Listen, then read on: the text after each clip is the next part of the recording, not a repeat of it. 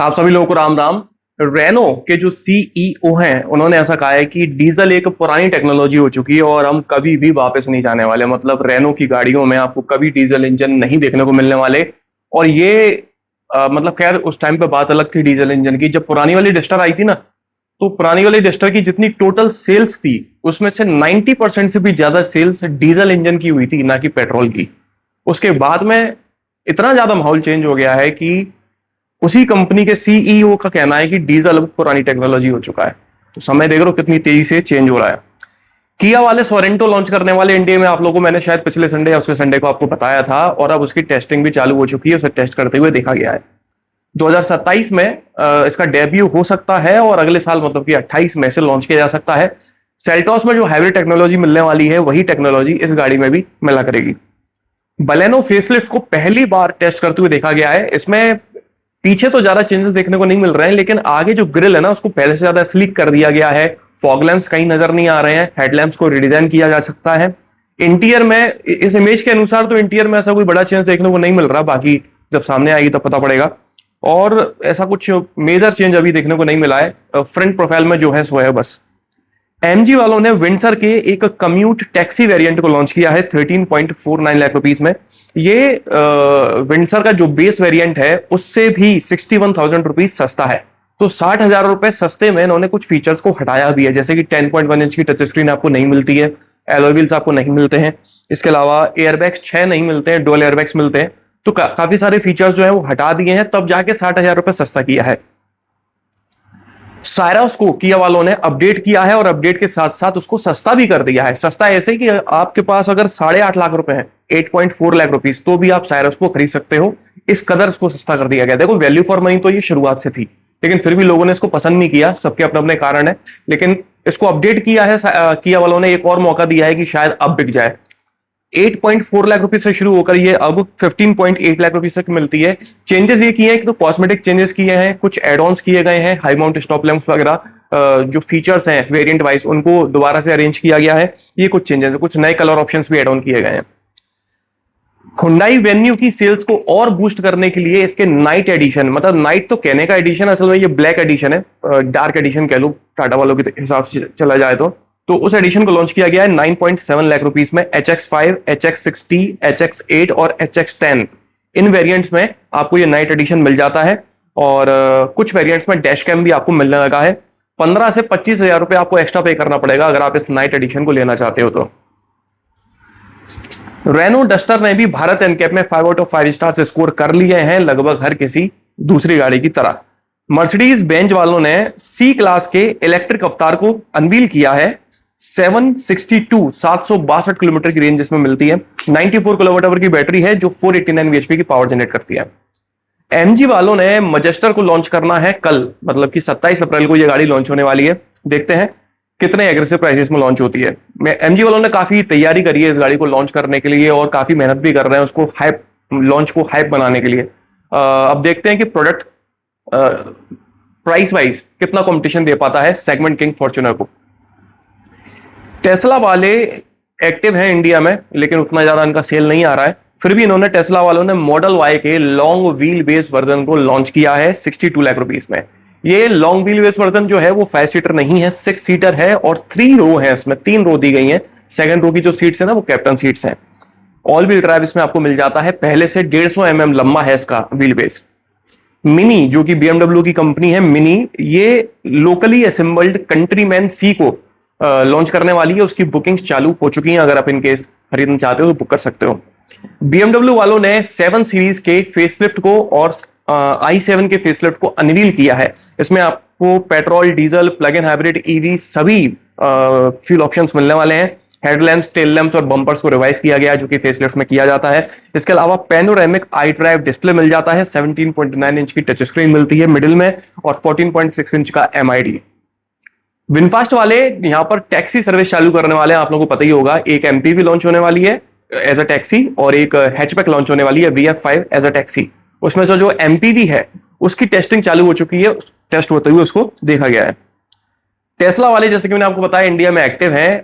4 नए शहरों में ये अपने सर्विस नेटवर्क ओपन करने वाले हैं, मतलब कि showrooms with service network open होने वाला है 4 नए शहरों में। निसान ने अपनी दो गाड़ियां मैग्नाइट और ग्रेवाइट दोनों के लिए लीज ऑप्शन मतलब कि सब्सक्रिप्शन ऑप्शन लॉन्च किया है। 9,399 रुपए पर मंथ के हिसाब से आप इनकी गाड़ियों को किराए पर ले सकते हो, मैक्सिमम 60 महीने या फिर 50,000 किलोमीटर के टेन्योर के लिए। इस तरह के प्रोग्राम जो कॉर्पोरेट कंपनीज होती है ना, उनके लिए काफी बेनिफिशियल होते हैं, आम लोगों के लिए शायद उतने बेनिफिशियल नहीं है। रेंज रोवर स्पोर्ट ऑटोबायोग्राफी के लोकली असेंबल्ड वर्जन को लॉन्च किया गया है 1.6 करोड़ रुपीस में। इसमें 3 लीटर पेट्रोल और 3 लीटर डीजल इंजन मिलता है। अगर आप इस गाड़ी में मिलने वाला 4.4 लीटर इंजन लेना चाहते हो ना, तो वो अभी भी आपको इंपोर्ट करके लाया के दिया जाएगा, वो लोकली असेंबल्ड नहीं है। इंपोर्ट करके लाते हैं तो गाड़ी थोड़ी महंगी हो जाती है, लोकली असेंबल्ड में थोड़ी सस्ती हो जाती है। मर्सिडीज बेंज CLA के ईवी वर्जन को लॉन्च किया गया। ये 55 लाख रुपए से शुरू होकर 64 लाख रुपए तक की मिलती है। 542 से 792 किलोमीटर की रेंज इसमें मिल जाती है। महिंद्रा वाले देखो, महिंद्रा के पास सिर्फ एसयूवीज हैं और उनमें भी मेजरली है ना, इसमें इनकी डीजल इंजन बिकते हैं। अब महिंद्रा को थोड़ा समझ में आ रहा है कि बॉस कुछ करना पड़ेगा सेल्स को और बूस्ट करने के लिए, डीजल अकेला काफी नहीं है और साथ में कैफे 3 नॉर्म्स आ रहे हैं, उसको भी फाइट करना ही है। तो महिंद्रा अब अपनी गाड़ियों में सीएनजी देना चालू कर रहा है और पहली गाड़ी जो होगी सीएनजी के साथ में वो होगी XUV 3XO। उसके बाद में देखते हैं सीएनजी किस किस में आता है। 3XO में आता है तो कितना माइलेज क्लेम करता है, ये सबसे बड़ी बात है, क्योंकि सीएनजी देखो और भी गाड़ियों में मिलता है, लेकिन अच्छा माइलेज सिर्फ और सिर्फ मारुति की गाड़ियां दे रही हैं सीएनजी के साथ। अच्छा मतलब तगड़ा माइलेज। रेनो वाले एक नया 1.2 litre MPFI petrol engine launch करने वाले हैं, उसके ऊपर काम कर रहे हैं हाल फिलहाल, और ये इंजन इंट्रोड्यूस करेंगे एक नई नवेली गाड़ी जिसका नाम होने वाला है ब्रिजर। ब्रिजर एक सब कॉम्पैक्ट एसयूवी है, मतलब कि सब कितनी सब कॉम्पैक्ट है ये कहना मुश्किल है। असल माइक्रो एसयूवी है, पंच के सेगमेंट में आएगी या फिर नेक्सॉन के सेगमेंट में आएगी ये क्लियर नहीं है, लेकिन हाँ 4 मीटर से अंदर ही इसकी लेंथ होने वाली है और उसमें आपको ये इंजन देखने को मिलेगा 1.2 लीटर MPFI। इस इंजन में आपको टर्बोचार्ज्ड पेट्रोल इंजन और साथ में कंपनी फिटेड सीएनजी भी देखने को मिल सकती है। बलेनो का फेसलिफ्ट तो काम चल ही रहा है, फ्रोंक्स के फेसलिफ्ट को भी टेस्ट करते हुए देखा गया है, शायद पहली बार है ये भी। और तगड़ी बात जो है वो ये है कि फ्रोंक्स हाइब्रिड में आने वाली है। ऐसी खबरें बहुत लंबे टाइम से सुनने को आ रही हैं, हो सकता है वो खबर सच भी हो। अगर ऐसा होता है तो फ्रोंक्स थोड़ी महंगी हो जाएगी, सेगमेंट से थोड़ा ऊपर कूद जाएगी, उसके बाद बिकती है नहीं बिकती कहना मुश्किल है। इसके अलावा फ्रोंक्स में आपको एडास जैसा प्रीमियम फीचर भी देखने को मिल सकता है। तो फ्रोंक्स एक प्रीमियम गाड़ियों के सेगमेंट में जाने वाली है अगर हाइब्रिड में आती है तो। एक अभी खबर आप लोगों ने 2-4 दिन पहले सुनी होगी कि कोटक के इक्विटीज के कुछ खबर निकल के आई है कि पेट्रोल डीजल 25 रुपए या 28 रुपए तक महंगा होने वाला है।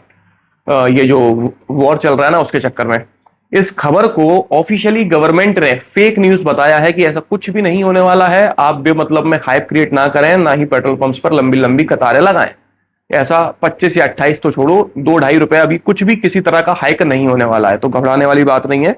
गवर्नमेंट ने हाल फिलहाल तो ऐसा ही कहा है। किया का जो सर्विस नेटवर्क है वो ठीक ठाक है इस समय इंडिया में। मैं नंबर ऑफ सर्विस सेंटर्स की बात कर रहा हूं।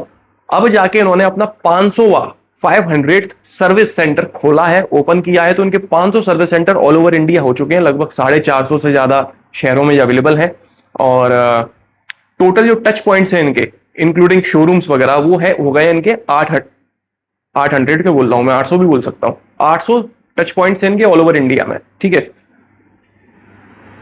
सेल्टॉस का माइलेज आप लोगों ने टेस्ट करते हुए कई बार देखा होगा, कोई कुछ बताता है कोई कुछ बताता है, लेकिन जो ARAI क्लेम्ड माइलेज फिगर्स हैं वो निकलकर सामने आ गए हैं। सेल्टॉस के डीजल मैनुअल में 19.4 के एमपीएल, ऑटोमेटिक में 17.8 के एमपीएल, नेचुरली एस्पिरेटेड पेट्रोल में 16.5 के एमपीएल, टर्बोचार्ज्ड डीसीटी में 17.5 और IMT में 15.6 के एमपीएल का माइलेज क्लेम किया जाता है। मतलब कि इंटेलिजेंट मैनुअल ट्रांसमिशन में सबसे कम माइलेज है और सबसे ज्यादा माइलेज है डीजल मैनुअल 19.4 में। एक बात मैंने आप लोगों को पहले भी बोली थी कि अगर आप कोई एक ऐसी गाड़ी लेना चाह रहे हो ना, मतलब डीजल गाड़ी लेना चाह रहे हो और अच्छा माइलेज चाहिए, तो मार्केट में 2 या 3 ऑप्शंस ही आपके पास बचे हुए हैं। अगर उनकी भी नेक्स्ट जनरेशन आती है तो उनमें भी आपको अंडर 20 माइलेज मिलने वाला है। जितनी भी डीजल गाड़ियां हैं उनका माइलेज धीरे धीरे कम होता चले जा रहा है टेक्नोलॉजीज और स्ट्रिक्ट नॉर्म्स की वजह से। जैसे कि सेल्टोस का भी 19.4 पर आ गया है मैनुअल में, ऑटोमेटिक में तो और नीचे चला गया है। वेन्यू का भी आप देख सकते हो। तो जितने भी अपग्रेडेड वर्जन आने वाले जैसे कि सोनेट का या नेक्सॉन की जो नेक्स्ट जनरेशन आने वाली है उनमें आपको 24 और 23 माइलेज नहीं मिलने वाला, आपको 20-21 के आसपास माइलेज क्लेम किया जाएगा। तो इनकेस अगर आप लेना चाह रहे हो अच्छी माइलेज वाली गाड़ी तो यही मौका ले डालो। टू व्हीलर मार्केट की बात करते हैं तो पल्सर NS400G में अब 349 सीसी का इंजन मिलने लगा है, 40.6 bhp की पावर और 33.2 Nm के टॉर्क के साथ में। हार्ले डेविडसन ने 17,000 मोटरसाइकिल्स को रिकॉल किया है रियर ब्रेक के इश्यूज के चलते। तो इनकेस अगर आपके पास हार्ले डेविडसन है तो हो सकता है आपको कॉल आए।